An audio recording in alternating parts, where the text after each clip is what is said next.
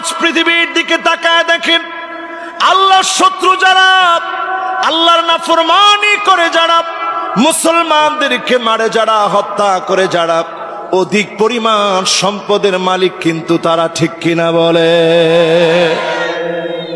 দ্বিতীয় ফিতনা, এটাও কি আসছে না আসে নাই? কথা কয় না, আসছে না আসে নাই? মানুষের সম্পদ এত বেড়ে যাবে, নবীজি উদাহরণ দিচ্ছেন, দিলউন মানে এই হার। কোন হার? পাজরের হার। এই পাজরের হার যদি মানুষের নিতম্বর এখানে আল্লাহ তাআলা দিতেন, ঠিক থাকতো? ভেঙে চোরমার হয়ে যেত। এই পৃথিবীর যারা ধ্বংস করবে, পৃথিবীকে, মুসলমানকে হত্যা করবে, এই সমস্ত মানুষের হাতে সব সম্পদ থাকবে, অস্ত্র শস্ত্র থাকবে, তারা মুসলমানদেরকে হত্যা করতে যাবে। ঠিক তখনই যিনি একের পর এক আলামতগুলো দিবেন, আর এই আলামতের মধ্য দিয়ে যিনি মুসলমানদেরকে সর্বশেষ বিজয়ী বানাবেন, তিনি কে? তাহলে বলেন তো, প্রথম যে ফিতনার নাম বলছি কি নাম? মাশাআল্লাহ, মাশাআল্লাহ। মাদ্রাসার তালিবুল ইলমরা তোমরা বলো তো কি নাম?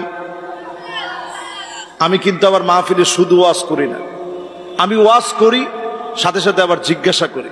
নাহলে শুধু আমি চিল্লায় ওয়াজ করে গেলাম, আপনারা কিছু মুখস্থ রাখলেন না, লাভ নাই তো। বলেন, এক নাম্বার ফিতনার নাম কি? আখলাসকে দুই ভাবে রাসূল বলছেন।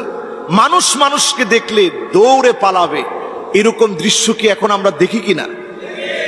দুই নাম্বার, রাসূল বলছেন ডাকাতি করবে, এরপরে ধর্ষণ করে পালায়া যাবে, এরকম ঘটনা হয় কি হয় না?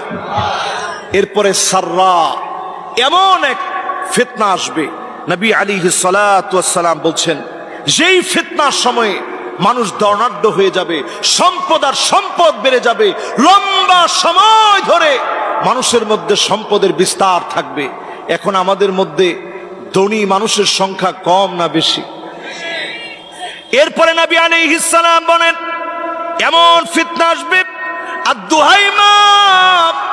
আদ-দুহাইমা নামক ফিতনা আসবে। এই দুহাইমা নামক ফিতনা কি? এমন ফিতনা হবে, সকাল বেলায় লোকটা মুমিন থাকবে, সন্ধ্যা বেলায় লোকটা কাফের হয়ে যাবে, ঈমান হারা হয়ে যাবে। এমন মুমিন মুসলমান আমাদের সমাজে আছে না? না।